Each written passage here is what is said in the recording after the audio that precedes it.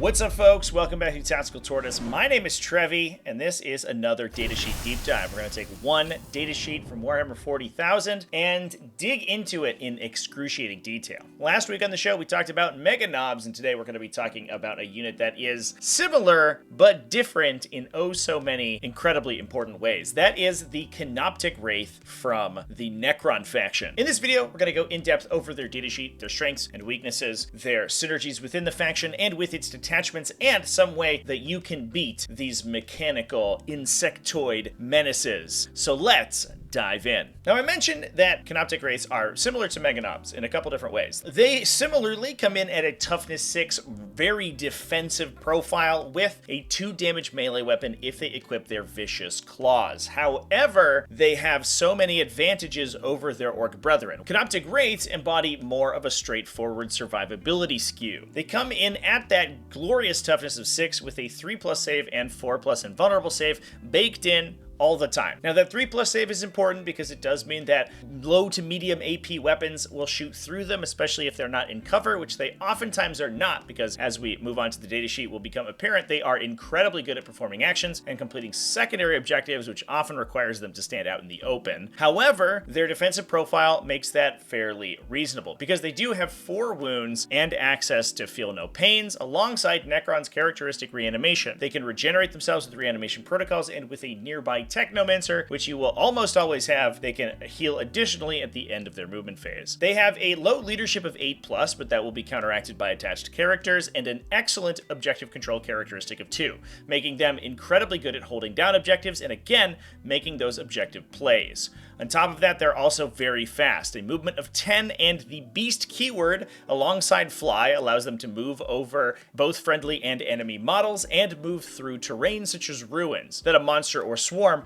would be restricted by. They also have their Wraith form ability, meaning that when they use that Fly keyword to move over enemy models using a normal move, that is important that it is only normal moves, so advances and fallbacks cannot trigger this Wraith form ability. They have a chance to deal mortal wounds on a 4+, rolling for each model in the unit. Now, importantly as well, that ability is not contingent on each model that moves over enemies. It simply rolls for the number of models in the unit. So if you have a unit of 6 Wraiths, the maximum unit size, plus a character, a Technomancer that can attach, who we'll talk about momentarily, that is 7 dice, averaging 3.5 mortal wounds. Now, that seems like an incredible profile. They're fast, they're hard to kill, they have good saves and a reasonably high OC value. What is the downside of these guys? That is their offensive output. Now, I don't want to make it sound like it's bad, but that is certainly not their strong suit. They can equip either Vicious Claws or Whip Coils as their melee profile, the Vicious Claws being a 4 attack, strength 6, AP 1, 2 damage weapon. That is the most common one that they'll take because of that important 2 damage and pip of AP. The Whip Coils are higher volume, better at clearing infantry, at 8 attacks, strength 5, AP 0 for 1 damage. That makes the Canoptic Wraiths, if they are equipped with Whip Coils, good at clearing out large enemy units, especially enemy units that would be contesting them for objectives. The Vicious Claws, however, get to that strength 6 breakpoint, which makes them better against a lot of vehicles. Being AP 1 and 2 damage makes them fairly reasonable against a lot of Space Marine equivalent profiles, so like a medium infantry. Toughness 4, 3+ save, 2 wounds. The downside is their weapon skill and ballistic skill characteristics. They come in at a 4, which is relatively mediocre. That means that Canoptic Wraiths, especially when dealing with models with high armor saves or a high toughness value that their strength and AP can't punch through, are not particularly consistent. They're going to be missing half their attacks and failing to wound most of them, so even a big unit of 6 of these guys has fairly anemic melee. On top of that, they also get a ranged weapon, either a transdimensional beamer, a 3 damage strength 4 weapon. Honestly, kind of a meme. 3 damage AP 2 is nice, but 1 shot hitting on a 4 is not amazing, especially with no other keywords. However, the standout here is the Particle Caster, a 3 attack, strength 5, AP 0, 1 damage pistol with devastating wounds. This gives the unit a relatively high volume shooting attack that, while they do have, again, a very mediocre ballistic skill of 4, can plink off wounds occasionally. If you have a full brick of 6 of these guys shooting at something, hitting on 4s means means you're going to be getting around 9 hits, even wounding on 6s with that strength 5. Those are going to convert into devastating wounds, meaning you're averaging 1.5-ish devastating wounds on top of the mortal wounds you might already be doing with Wraith form, which can supplement their damage output a little bit. If they are in a situation where they can pile automatic unsavable damage onto a target, they are good for 5 or 6 damage in the best case scenario. However, once they get stuck into melee, things go downhill very quickly for them. So that creates the picture of a unit that's very fast, hard to kill, high OC, and importantly, with the particle caster attached, has a pistol weapon, allowing them to perform actions to complete secondary objectives while engaged in melee. What these guys want to be doing is sinking into a unit very quickly, pinning them in place, and constantly scoring points while receiving damage but healing it with their reanimation protocols. This is all made possible by the attachment of a Technomancer. This is a Cryptech character that can attach into Wraiths, Immortals, or Necron Warriors, but the most often place you're going to see them is within those Wraiths. They can attach alongside a Royal Warden or a Noble when you're attaching them into infantry, but we're talking about Wraiths today, so we don't have any other options for characters to attach into them. They also have a similar movement of 10, allowing them to keep up with the unit, so they're not slowing the Wraiths down at all. However, very, very poor defensive stats. Toughness 4 with a 4+ save, 4 wounds, and a 6+ leadership. That does improve the Canoptic Wraith's leadership significantly when they're attached, but if any hits actually impact the Technomancer himself, he goes down extremely quickly. No invulnerable save on this guy to speak of. He is there for a good time, not a long time. He does have some pretty reasonable attacks, although again at that pretty mediocre ballistic skill and weapon skill of 4.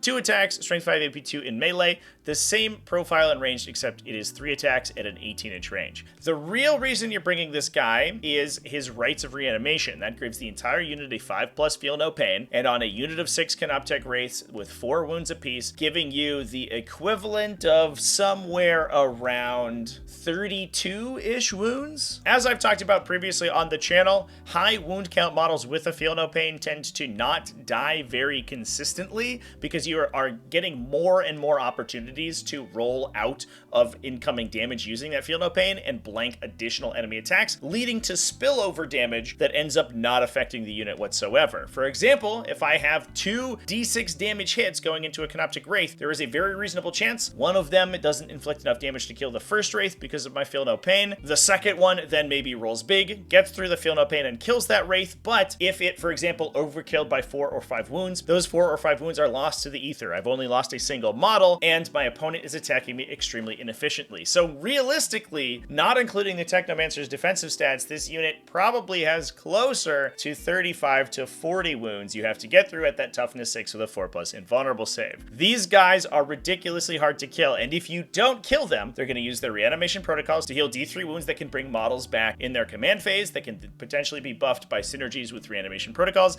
and the Technomancer himself can also repair a model within 6 inches up to D3 wounds. Most of the unit is going to be within 6 inches of the Technomancer, especially the ones that you are assigning damage to, meaning that he is almost always in range to repair his own unit or another nearby Wraith unit if you're taking multiple of them. You can only target a single model with the Technomancer heal once per turn, so it's unlikely that you get multiple heals on a single unit, although it could happen if the Technomancer eats precision damage and doesn't die. However, it does stack with reanimation protocol, so you're essentially healing 2d3 wounds in most situations. This guy makes Canoptic Wraiths an absolute nightmare to deal with and further improves that ability of the unit to sustain in the fight for extremely long periods of time, continuing to score objectives, score secondary objectives, hold or contest enemy objectives, and potentially get their relatively mediocre weapon stats to deal damage to the opponent through a war of attrition. Now that can also be buffed by other reanimation synergies. We see some lists using the Canoptic Reanimator, although it is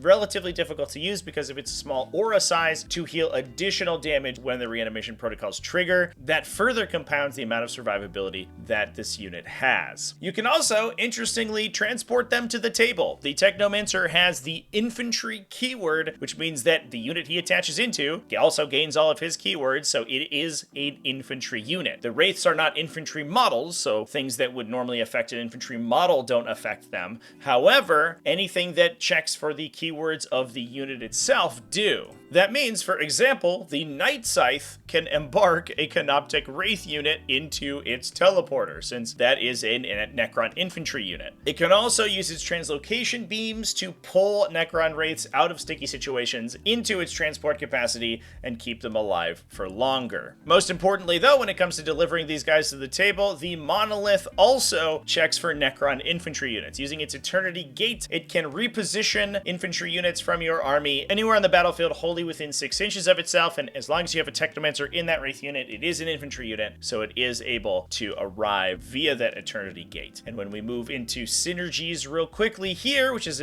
what we're going to do right now, here it goes, there's the slide, we can talk about the Hypercrypt Legion and how you can use Dimensional Corridor or Hyperphasic Recall, two stratagems designed around teleporting your models around a monolith in order to either deliver Wraiths into the fight, especially using Dimensional Corridor, or using Hyperphasic Recall to keep them alive for as long as possible. You can also combo that with the Arisen Tyrant enhancement on the Technomancer to give them hit rerolls on turns that they are set up on the battlefield, and when they are set up out of a monolith using the Eternity Gate, that does trigger that enhancement, allowing you to shore up their extremely mediocre weapon skill and ballistic skill. That also affects all of their attacks, so they're able to arrive from a monolith, be targeted by Dimensional Corridor, fire their pistols with hit rerolls, then charge into melee, and also get hit rerolls on the melee attacks as well. That's a lot of added efficiency for a unit that's probably also going to be stealing an objective and pinning your opponent in their deployment zone with its massive bulk. Awakened Dynasty also has particular synergy with the Canoptek Wraiths, given that it gains bonuses when your units are being led by characters.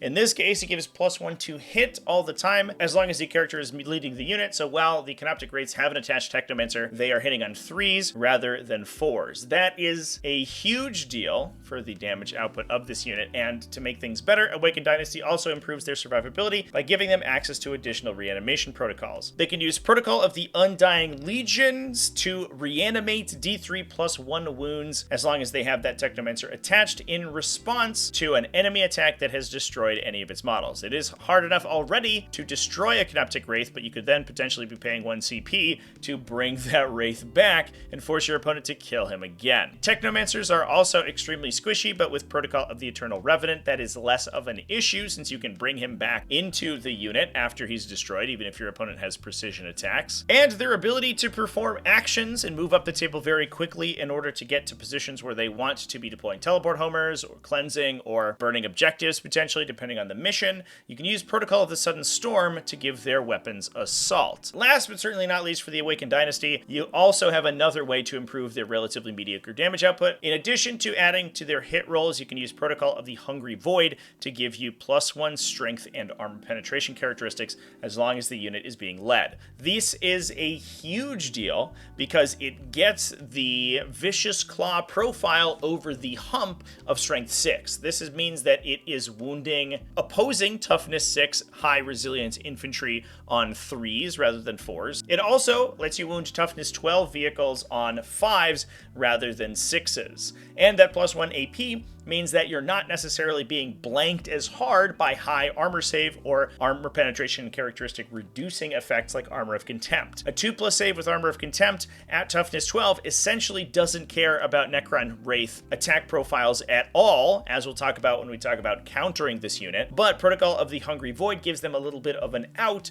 for those situations. Honestly, all of these effects make Awakened Dynasty an incredibly powerful detachment when comboed with the Canoptek Wraith, and I think it gets a little bit slept on. We do see it especially in team events where the defensive skew of mass Canoptek Wraiths backed up by Protocol of the Undying Legions is incredibly powerful, but I do think it's one of the best ways to play the unit. Last, and certainly not least, the big one is Canoptek Court. This is the Canoptek and Cryptek focused detachment for the Necron faction, and as a Canoptek and Cryptek unit, they get massive benefits from it. And better still, Wraiths are excellent for the detachment. Being a high OC objective holder means that you can trigger your power matrix more easily, and they actually become pretty reasonable at dealing with enemy units thanks to the hit rolls once that power matrix has been activated. You can also get some benefits from enhancements like wound rerolls as long as you're within your power matrix, or most importantly, the ability to gain infiltrators, giving you the opportunity to movement block your opponent or get right up in their face, or even move into their deployment zone to be deploying teleport homers from an early turn. And the defensive stratagems are incredible. You get reactive moves, lone operative in response to shooting attacks, and reactive reanimations, allowing you to keep the unit alive for as long as possible, that further allowing you to heal and reanimation protocol your unit back to full strength every single turn. You can also use Cynosure of Eradication to get devastating wounds in melee, which is kind of an interesting use case. Obviously, it doesn't really work on their pistols. Their particle beamers are already devastating wounds, so that doesn't really do anything. But using it on a high volume attack like their whip coils potentially can give you a little bit of armor cracking. Although without easy access to wound rerolls outside of equipping the Hyperphasic Fulcrum, and even though it's only rerolls of 1, it's a large investment for not very much gain, especially on a unit that's not necessarily trying to do tons of damage, but it is pretty cute. Now, with all of those synergies laid out, let's talk about how to actually deal with these units. Now, the offensive profile that you want when it comes to killing these guys is similar but a little bit different to that of the Mega Knobs that we talked about last week. Because their armor save isn't quite as impressive as the 2+ save of Mega Armor, you don't necessarily need to be pumping high AP cover ignoring weapons to deal with them. AP 1 or 2, especially AP 1 ignore cover, will put them on their invulnerable save just fine with no loss of efficiency. And as I've mentioned before, big chunky multi-damage attacks attacking into their strong feel no pain, and oftentimes ends up with spillover damage that you're not really getting the value from. That's why 1 damage attacks are king, and being able to get AP 1 or AP 2 1 damage attacks is much easier than getting the high AP you would need if they had a stronger base armor save. The downside is using these attacks to get around their toughness, but with wound bonuses or wound rerolls, you can put a large enough volume of these style of attacks into them to clear them out fairly effectively. Now, it is important to kill them in 1 turn, so you really have to be leveraging these attacks in an efficient manner and dropping the hammer on the unit as hard as you can. If you don't think you have the damage output to kill a Canoptic Wraith unit, it is oftentimes not really worth engaging, because in many instances, they'll be able to heal a significant amount of damage thanks to their reanimation protocols, plus the repair from their Technomancer if you don't kill them. A good Necron player will pull a weakened Canoptic Wraith unit back for 1 to 2 rounds, regenerate 6 to 10 wounds back to the unit before recommitting them to the fight, and that is a lot of lost efficiency. So if you can't kill them, look for ways to mitigate them instead. They can be move blocked, although they do fly and have a high base movement. They do have very large bases, and you can use chaff units or lighter units to physically take up the space in which they would end a movement. While that doesn't stop them from moving entirely like it would with a ground-based unit, you can restrict their forward momentum significantly and make it so that they can't engage your heavier targets, the models that you actually want to be able to set up to attack the Necron army next turn. I mentioned as well that their damage output without buffs is extremely mediocre, so high toughness, high armor saving throw units are incredibly annoying for them to kill, especially if they haven't triggered their power matrix and they aren't getting hit rerolls or other hit bonuses. They're dropping half of their attacks just thanks to their weapon skill, and if they're wounding on 5s or 6s, most of those successful hits will be blanked on the wound roll. From there, strong armor saves can blank the remainder of their damage, meaning that against high toughness, high armor save units, they basically have very little chance of doing anything. While they can plink unsavable damage with their pistols or with their Wraith form ability, they cannot fall back and use their Wraith form. It only works on normal moves. So, engaging them with big, heavy units like tanks, titans, and land raiders can pin the Wraiths in position and stop them from moving around and molesting the remainder of your army. They will still be able to perform actions while in melee because of their pistols, and if you don't have a high enough OC to beat them on objectives, they will still take objectives, meaning that this isn't perfect in every situation, but they have very few ways of falling back and doing anything. So you will oftentimes blank the ability of that unit to make any forward progress if they get pinned down in a position where they're not scoring all of the points that the Necron player normally would want to. Lastly, killing the Technomancers is an incredibly good way to reduce the survivability of the unit. It gets rid of their feel no pain and their end of movement phase heal, as well as any additional synergies that the Technomancer themselves would bring into the unit. However, this can be very difficult. You can use precision weapons to get around their character protection they have for joining the unit, but this is very easily counterable. Precision